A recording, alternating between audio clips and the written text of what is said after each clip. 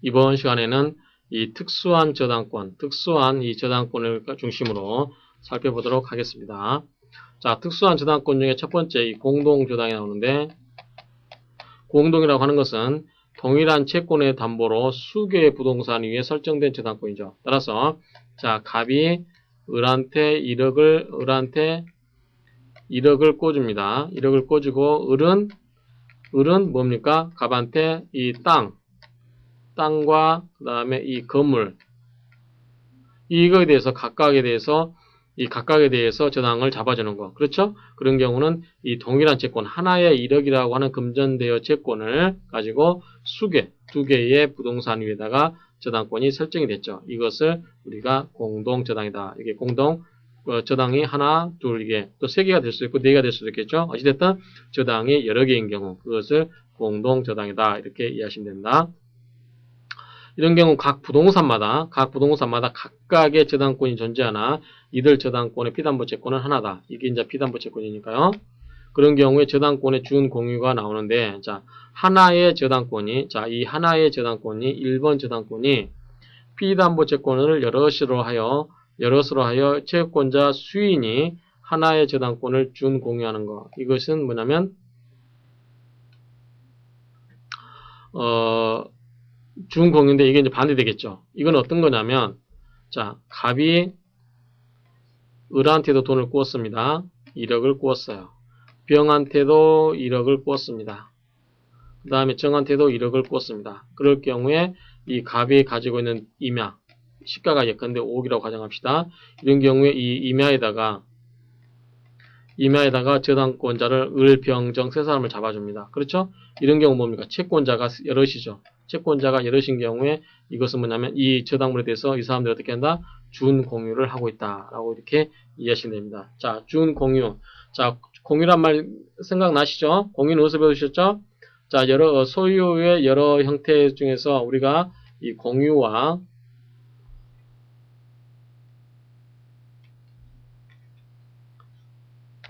뭐가 있었죠? 합유, 총유, 이 세 가지 있었죠. 공유는 뭡니까? 각자 간의 유대관계가 굉장히 약한 거죠. 그냥 여럿이 갖고 있다는 거 위에는 의미가 없는 거고, 합유는 뭡니까? 조합의 형태라고 그랬죠. 정유는 뭐라고 했죠? 문중이라든가 비법인 사단, 동문회, 동창회 이런 것들이 총유에 속한다고 그랬죠. 이제 생각나시죠? 저당권은 각각 별개로 성립할 수도 있다. 자, 이거는 이렇게 되죠. 이 하나에 대해서 먼저 설정을 하는 거죠. 먼저 설정을 하고 또 나중에 또 이거에 대해서 또 설정할 수도 있다라고 하는 거죠. 각각 별개로. 처음부터 두 개가 동시에 설정되는 게 아니라 각각 따로따로 이렇게 설정될 수도 있다라고 하는 의미입니다. 자, 성질은 어떤 거냐? 각 부동산마다 한 개의 저당권이 설정되는 거죠. 자, 이 땅에 대해서도 저당권이 설정되어 있고 이 건물에 대해서도 저당권이 설정되어 있는 거죠. 각각 한 개의 저당권이 설정이 되어 있다는 거. 그 다음에 실행 방법은 동시배당. 자, 동시에 땅과 건물을 동시에 경매처분하는 경우죠. 이런 경우는 수개 부동산에서 동시에 배당을 받는 거. 이것을 일괄경매 또는 동시배당이라 이렇게 이야기합니다. 그래서 이런 경우는 이 땅과 건물에 대해서 각각 비례해가지고 배당을 받게 되겠죠. 그렇지 않고 이시배당은 뭐냐면 이시라는 건 뭐예요? 시간이 다르다는 거죠. 다를 이자, 시간 시자. 다르게 배당받는다. 따라서 자, 갑이 1억을 꺼주고 을이 여기다가 이 땅과 건물이 했을 때, 자, 이건 놔두고 먼저 땅을 경매를 처분합니다. 땅을 경매를 하고 이거에 대해서 변제를 받고 나중에 그래도 부족하다 그러면 이 건물에 대해서 또 경매 처분하는 거. 그래서 시간이 자, 먼저 땅에 대해서 하고 그 다음에 나중에 건물에 대해서 하는 거죠. 그래서 시간이 어떻게 됩니까? 순서대로 가죠. 시간이 다르죠. 시간이 다른 겁니다. 동시가 아니죠. 그래서 이럴 경우에 어떻게 하냐라고 했을 때, 자, 후순위 저당권자의 권리. 자, 이건 무슨 소리냐면,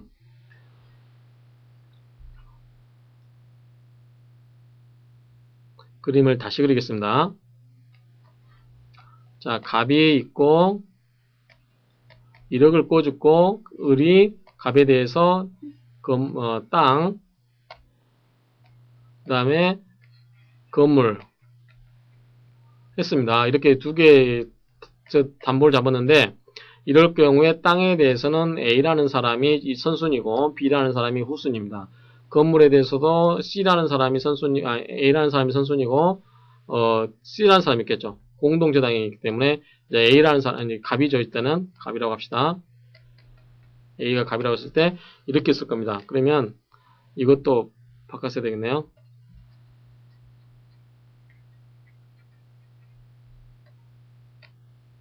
이럴 경우에, 자, 갑의 선순위가 있고, 을이 후순위고, 또 이 건물도 갑이 선순위고, 이때 병이 선순위가 있다. 후순위가 있다. 이렇게 했을 때, 어떻게 되냐라고 하는 거죠.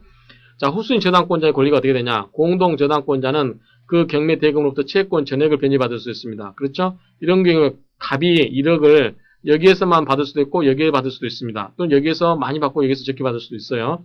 그럴 경우에 경매된 부동산의 후순위 저당권자는 만약에 동시에 배당하였더라면 다른 부동산의 경매 대금에서 변제를 받을 수 있는 금액의 한도에서 선순위자를 대의해서 저당권을 행사할 수 있다. 이게 무슨 말이냐면, 자, 이 땅을 갑이 1억을 받기 위해서 이제 을이 안 주니까 갑이 변제를 안 하니까 1억을 받기 위해서 이 땅에 대해서 경매를 신청했습니다.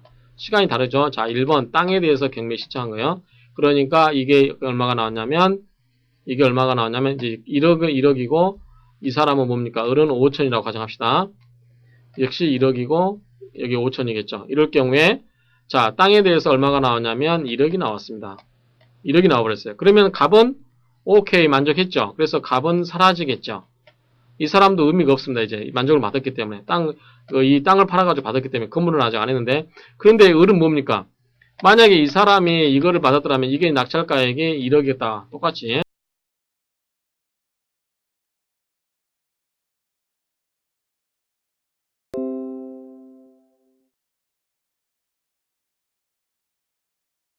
또 1억이겠죠. 그러면 갑은 뭐냐면 여기서 5천 받고 여기서 5천 받으면 자기 1억 가져갔잖아요.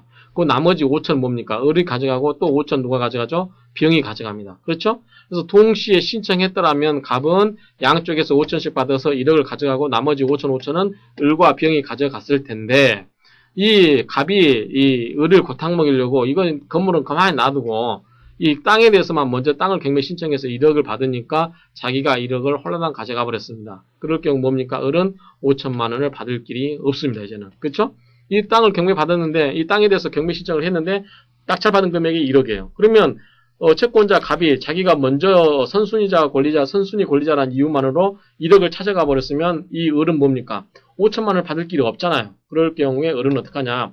이 갑이 이 건물에 대해서 동일하게 경매 신청해서 동시에 경매를 받았더라면 이 건물로 받았을 금액, 그렇죠?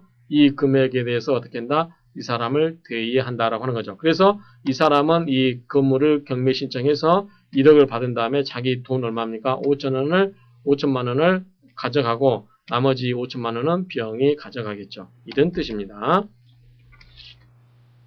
자, 불가분성에 의해 공동저당은 여러 개의 부동산을 담보로 하므로 채권액의 일부를 변제하고 담보물의 일부를 그 구속에서 벗어나게 할 수도 있다. 자, 이게 무슨 말이냐면 또 이야기죠. 갑이 1억을 구워줍니다. 을이 있고 을은 땅과 건물이 있게 있죠. 그럴 경우에 자 1억인데 이럴 경우에 여기서 불가분은 뭡니까? 불가분은 이거 두 개가 따로따로 등기가 저당이 잡혀 있는 거죠. 그런데 자, 이 건물에서 권리를 행사해서 예컨대 7천만 원 변제받았다. 그럼 이거 없애져 버리는 거죠. 그러면 뭡니까? 3천만 원만 권리를 갖고 있는 거죠. 그대로 그런 경우에 변제를 다 받지 않았다 할지라도 일부를 받고 면제시킨다라고 하는 거죠. 자, 이번에는 근저당에서 설명을 드리겠습니다.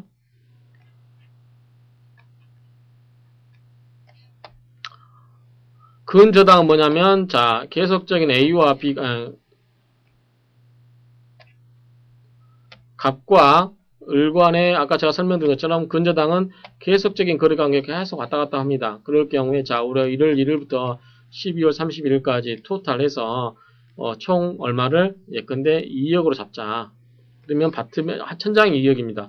그 범위 내에서 이렇게 들쭉날쭉 하겠죠. 갑이 돈이 있을 때는 을한테 갚고 또 돈이 없으면 외상놓고 계속 서로 이렇게 하는 거예요. 주고받고 하는 거예요. 그러면 이 채무액이 계속 변제가 계속 변동이 되겠죠. 그렇지만 뭘 넘을 수 없다? 이 2억이라는 한도는 벗어날 수가 없겠다라고 하는 거죠. 그럴 경우에 이러한 경우에 설정하는 거 이것을 뭐라고 하냐면 근저당이다 이렇게 이야기합니다. 그래서 계속적 거래관계로부터 발생하는 불특정 다수의 채권을 장 내의 결산기에 일정한 한도, 2억이죠. 일정한 한도까지 담보하는 저당권을 근저당이다라고 이렇게 이야기하면 됩니다. 자, 근저당의 성질은 장 내에 증감 변동하는 채권을 담보하는 것이죠. 그래서 이러한 증감 변동 원인은 여러 가지가 있겠죠. 뭐 당좌 대홀 계약, 할인 대부 계약, 상호 신용 계약, 계속적 매매 계약 여러 가지 있겠습니다만 뭐 당좌 대홀 계약이라든가 할인 대부 계약 이런 것은 여러분들이 나중에 어음수표법 공부하실 때 배우게 되겠습니다. 근저당은 결산기에 있어서 즉 12월 30일이죠. 결산기에 있어서 일정 한도에까지 담보하는 것이다. 얼마까지? 2억까지. 그렇죠? 그래서 결산기는 근저당의 기본이 되는 계속적 계약 관계에 의해서 정해지는 것이 보통이지만 근저당 설정 계약에서 특별히 정한 것이 있으면 그에 따른다라고 하는 거죠. 자, 일정 한도액을 담보하는 것이기 때문에 채권의 최고액을 넘거나 또는 변제 3개로 인해서 0으로 되더라도 담보물권의 부종성에 의해서 근저당이 소멸한다, 안 한다? 안 한다라고 하는 점 아까 설명드렸습니다. 예. 이렇게 됐다가 갚았습니다. 0으로 됐습니다. 그런데 또 다시 외상이 시작됩니다. 그러다 또 다시 갚았습니다. 다시 0으로 시작되다 0이 되다. 그때 이제 이 금액이 되겠죠. 12월 30일이면 그럴 때 이 0으로 됐을 때 이런 경우에 어떻게 된다? 없어지지 아니한다라는 뜻입니다. 자, 근저당에 있어서는 저당권 소멸에 있어서의 부정성이 요구되지 않죠. 그렇죠? 부정성이라는 건 뭡니까? 자, 이번 거래에 있어서 피담보채권 이거 하나 있었죠. 또 이번 거래에 있어서 피담보채권이 있죠. 그럴 때 이게 없어지고 내려오면서 없어질 수도 있잖아요. 그런 경우에 없어진다고 해서 저당권이 소멸되는 건 아니다라고 하는 거죠. 그래서 아까 얘기한 것처럼 피담보채권과 별도로 해서 처분할 수 있다 없다? 없다라고 했습니다.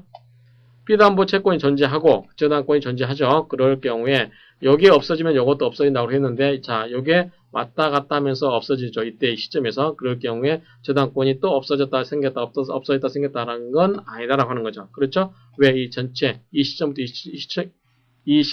이 시점까지 전체로서 보는 거기 때문에 그 부분에서 그게 피담보 채권이 없어진다 해서 저당권이 없어지는 것은 아니다라는 겁니다. 즉 소멸되는 것은 아니다라고 하는 거죠.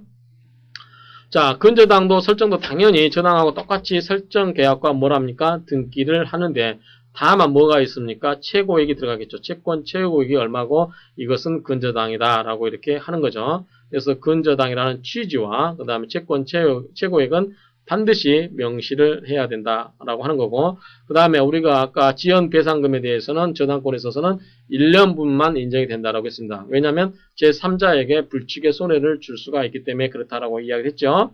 그래서 그런 경우에 되는데 이 근저당에서는 그러한 것이 적용이 되지 않는다. 왜? 들쭉날쭉하기 때문에 초과만 되지 않는다라고 하면 이 채권 최고액만 넘지 않으면 당연히 인정이 해줘도 아무 문제가 없죠. 왜냐하면 당사자 간에 알고 있기 때문에 그렇죠. 실행 비용이 포함되는가에 대해서는 이것을 판례는 부정한다라고 합니다. 자, 전속기간은 꼭 정해야 되냐? 자, 우리가 근저당은 이렇게 계속 들쭉날쭉하는 그거를 했죠. 그럴 경우에 이 기간이 정해져야 되는 거냐에 대해서 반드시 해야 되는 것은 아니다. 즉 자유이다라고 하는 거죠. 취지와 근저당이라는 취지와 최고액만 명시하면 된다라고 하는 거죠. 그 다음에 등기사항은 이제 설정계약, 근저당권이라고 하는 그러한 설정 내용과 그 다음에 최고액 따라서 이자는 산입될 필요가 없다. 이자는 여기에 등기할 수가 없다라고 하는 거죠. 왜? 이자는 최고액 중에 산입된 것으로 보기 때문에 그렇다. 그래서 일반 저당과는 다르다라고 이야기할 수 있죠. 일반 저당에서도 이자는 뭐다? 반드시 기재해야 되는 건 아니고 뭐다? 기재할 수 있는 뭐다? 임의적 기재사항이라고 했습니다. 그러면 필요적 기재사항은 뭐가 있었죠? 채무자, 누가 채무자고 채권자가 누구고 그 다음에 채무액이 얼마인가 이 세 가지였었죠. 그래서 채무자 역시 등기사항이 됩니다.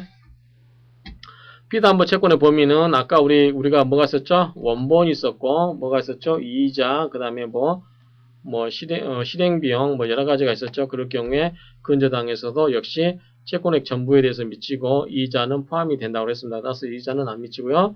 그 다음에 지연배상금도 1년분에 하나지 않는다라고 했죠. 아까 우리 지연배상금에다 1년분만 미친다라고 했습니다. 이게 뭐냐면 일반 저당의 경우에 그렇다라고 이렇게 이야기를 했었죠. 그 다음에 실행비용은 포함되지 않는다라고 방금 봤죠. 자, 최고액은, 자, 이렇게 들쭉날쭉할 때 이 최고액은 누구를 위한 것이냐면 3자를 위한 것이다 라고 하는 겁니다. 그래서 만약에 이 최고액을 넘는 부분, 이 부분에 대해서는 어떻게냐, 최고액을 넘는 부분에 대해서는 우선 변제를 받을 수가 없다라고 하는 겁니다.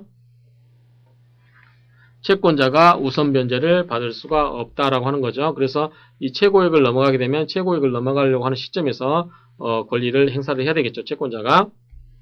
물상보증인이 근저당 설정자이거나 후순위 권리자가 있을 때는 최고액 한도 내에서만 우선 변제를 받을 수가 있고요. 채무자가 임으로 변제할 때는 채권액 전부를 변제해야 되겠죠. 그렇죠?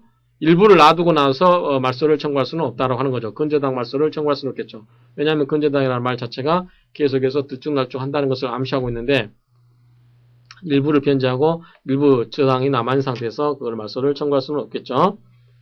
자, 그 다음에 물상보증이라든가 제3취득자는 최고액만을 변제하고 전 저당을 말소. 당연히 최고액을 변제해버리면 다 변제한 것과 마찬가지죠.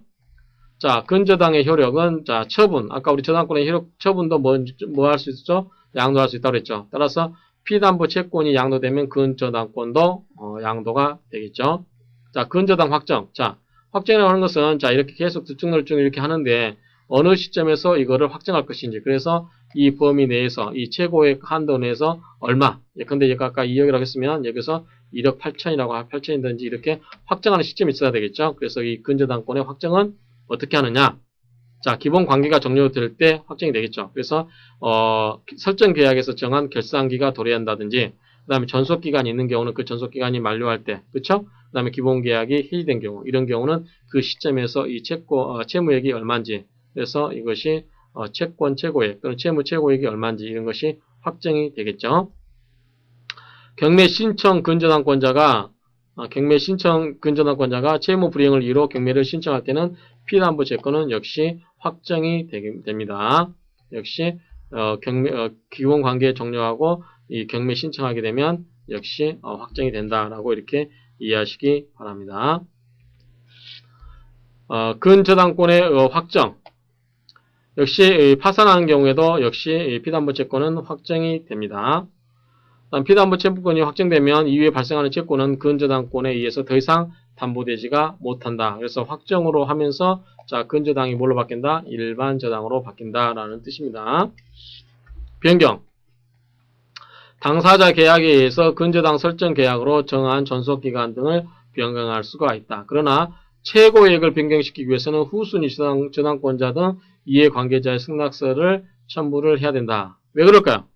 당연합니다. 자, 이게 저당 등기부가 쓸 때 1번 근저당 해가지고 2억을 했어요. 2번 저당권자 1억입니다. 3번 저당권자 5천 이렇게 됐다고 합시다. 이 건물이 이렇게 있어요. 이 건물에 대해서 이거를 만약에 5억으로 한다. 근저당을 5억으로 바뀌어버린다. 그러면 뭡니까? 이 건물 낙찰 금액이 예컨대 현재는 5억이었다.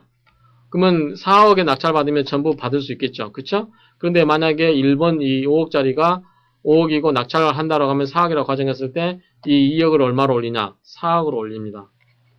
그러면 을 3은 자 2번과 3번 저당권자는 변제받을 수 있는 가능성이 있다 없다? 없다. 이 사람의 권리를 침해하죠. 그래서 원래 이 사람들이 했을 때는 이 2억을 보고 들어간 거였거든요. 근데 만약에 4억이라고 하면 안 들어갔을 겁니다. 그렇기 때문에 이 2번, 3번의 저당권자를 보호하기 위해서 이거를 바꿀 때는 이 사람들이 뭐가 있어야 되겠어요? 당연히 승낙서가 첨부되어야만 가능하겠죠. 피담보 채권 확정 전에 근저당권의 소멸. 자, 근저당권의 전속기간을 정하고 있지 아니한 때는 이미 발생하고 있는 채무가 변제 등으로 전부 소멸했다. 이렇게 가다 이렇게 멈췄다. 그러면 뭡니까? 제로 상태면 취소해도 소멸시켜도 된다라고 하는 거죠. 이런 경우는 기본 계약과 설정 계약을 해지해서 즉 근저당을 소멸시킬 수 있겠죠. 전속기간 또는 결산기를 정하고 있는 때 발생한 채권이 소멸하고 있고 또한 채무자가 이 거래를 계속하기를 원하지 않으면 설정자는 계약을 해지하고 말소 등기를 할 수 있겠죠. 양도. 채권과 분리해서 근저당권만을 양도할 수 있습니까? 없습니까? 없습니다. 앞에서 배웠습니다. 일반 저당권도 피담보 채권과 분리해서 양도 가능하다, 불가능하다, 불가능하다. 근데 판례는 피담보 채권이 없는 근저당권의 양도는 무효라는 것이 판례다. 역시 판례도 무효다라고 하고 있습니다. 실행. 자, 실행하기 전에 먼저 피담보 채권을 확정을 해야 되겠죠. 이 금액이 얼마인지. 그래서 이 금액이 얼마라는 것을 확정하고 나서 피담보 채권을 확정하겠죠. 근저당도 이 경매 실행 단계에서는 경매 법원에 신고한 금액으로 채권이 확정되므로 보통의 저당이 돼버린다. 채권이 확정되지 않으면 당연히 근저당권을 실행할 수가 없겠죠. 자, 이번에는 포괄 근저당입니다. 포괄. 근저당 앞에 뭐가 붙었죠? 포괄이라는 말이 붙었습니다. 그럼 포괄은 뭡니까? 어떤 특정한 거래에서 이렇게 되는 게 아니라 뭐든. 그래서 기초적 거래 관계, 이 어떤 당사자 간의 거래를 계속 주고받는 어떤 매매 관계가 있다든지 그런 경우에 계속 이렇게 어떤 거래를 주고받는 관계가 아니라 모든 거래 관계를 다 여기서 너와 내가 예컨대 갑과 을이 우리가 매매를 하고 예컨대 너가 물건을 주고받고 하는 매매 있잖아. 물건을 띄고 도매상이라고 했을 때 물건을 주고 돈을 주고 그런 여러 관계뿐만 아니라 내가 의외로 너한테 개인적으로 술을 먹고 그 술값을 외상으로 빌린 경우까지 거래와는 관계없잖아요. 그런 경우도 이런 것까지 다 포함시키는 거죠. 이런 것처럼 기초적 거래 관계를 특정하지 않고 현재 장내에 발생한 일체, 즉 모든 채무를 일정한 최고한 데까지. 예컨대 이런 경우는 3억까지 하자. 아까는 2억이었지만 거래에서 발생한 경우는 2억이지만 이거는 너와 나와 개인적으로 돈 빌리는 것까지 다 하자. 라고 했을 때는 3억까지도 올릴 수 있겠죠. 이렇게 모든 거래 관계에 대해서 다 하자라고 했을 때 포괄이죠. 전체 다. 자, 근저당권은 장내 증감 변동하는 불특정 채권을 담보하므로 결산기 이전에 일시적으로 채권이 존재하지 않은 경우도 근저당권은 소멸하지 않는다. 앞에서 설명드렸죠. 저당권은 이것이 들쭉날쭉하기 때문에 이 상태, 이렇게 들쭉날쭉 하는데 이 상태 맞다. 그래서 이게 잠시 이게 0이 되기 때문에 저당권도 없어졌다 다시 또 이렇게 올라가면 저당권이 생기고 다시 내려오면 저당권이 없어지고 이렇게 하는 것은 아니다라고 하는 거죠. 왜? 이것은 근저당은 이 기관과 이 기관 사이에서 일어나기 때문에 여기 시점부터 이 시점까지 확정될 때까지는 끝내 존속한다라고 하는 거죠. 금융거래소 이름한 포괄 근저당도 인정이 되고 있다. 자, 유효성은 여기에 대해서 이 무제한 유효설과 기본계약 유형을 구별하여 한정적으로 유형을 인정하는 견해가 있는데 그다지 의미가 없고요. 현재는 인정이 되고 있다. 그 다음에 법정 저당권이라는 게 있습니다. 자, 우리 649조인가하고 666조인가요? 이게 이제 법정 저당권인데 원래는 저당권 목적으로 하지 않았어요. 저당권 목적으로 아니었는데 이것이 법에 의해서 법으로 저당권으로 해버려라 라고 하는 게 뭐다? 법정 저당권이 되겠습니다. 자, 토지 임대인입니다. 자, 토지 임대인이 변제를 초과한 최후 2년의 차임 채권. 자, 어떤 사람이 토지를 임대를 했습니다. 그런데 밀린 돈이 뭐였죠? 2년이 지났습니다. 2년의 차임 채권. 차임 채권에 대해서 이 사람 뭡니까? 임대차를 해지할 수 있겠죠. 그럴 경우에 그 계약에 기해서 지상에 있는 임차인 소유의 건물을 압류해버렸습니다.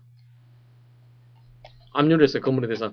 그러한 경우에 이 압류 등기가 있게 되면 임대인은 법률상 당연히 뭘 취득했다?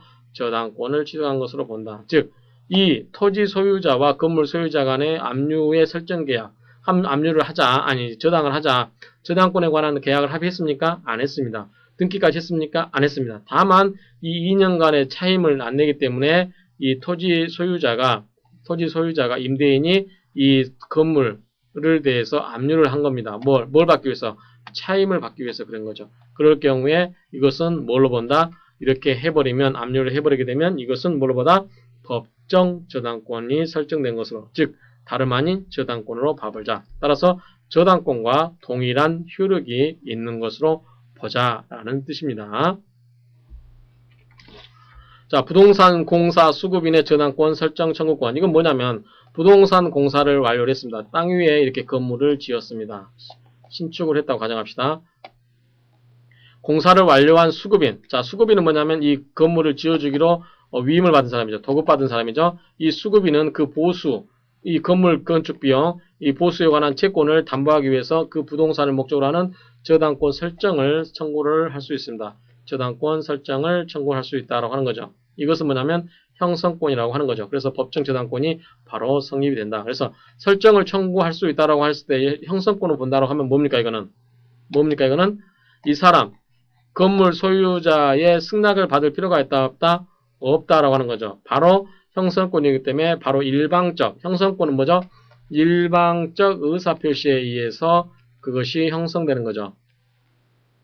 그래서 이 건물을 지은 수급인이 자 이거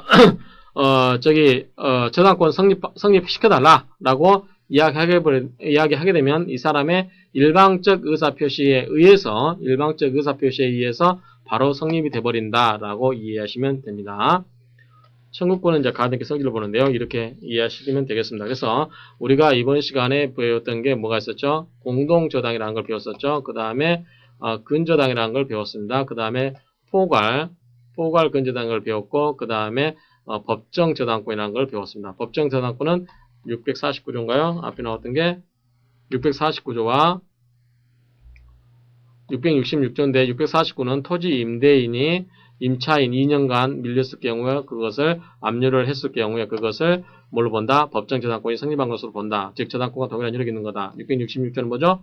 부동산 공사, 즉 건물을 지어주기로 하는 그런 수급인이 있을 경우에 그 수급인이 공사 대금을 받기 위해서 그런 경우에 보수를 달라고 하기 위해서 그 권리자에게 설정자에게 그 부동산에 대해서 저당권을 설정해달라고 하면 일방적 의사표시에 의해서 형성되는 권리가 확정돼 버리는 그러한 형성권으로 보는 그러한 당연한 법정 저당권이 있다라고 해서 이렇게 여러 가지 특수한 저당권에 대해서 공부를 했습니다. 그러면 이상으로 저당권에 관한 내용을 마치고 이제 저당권의 특수한 형태도 되겠죠. 그래서 뭐 양도담보라든가 매도담보, 그 다음에 가등기 담보 뭐 여러 가지가 있는데 이런 내용을 살펴보도록 하고 이제 그런 내용에 대해서 간략하게 살펴보는 시간을 갖고 다음 주에 계속해서 보도록 하겠습니다. 그럼 잠시 쉬었다 다음 수업을 하겠습니다.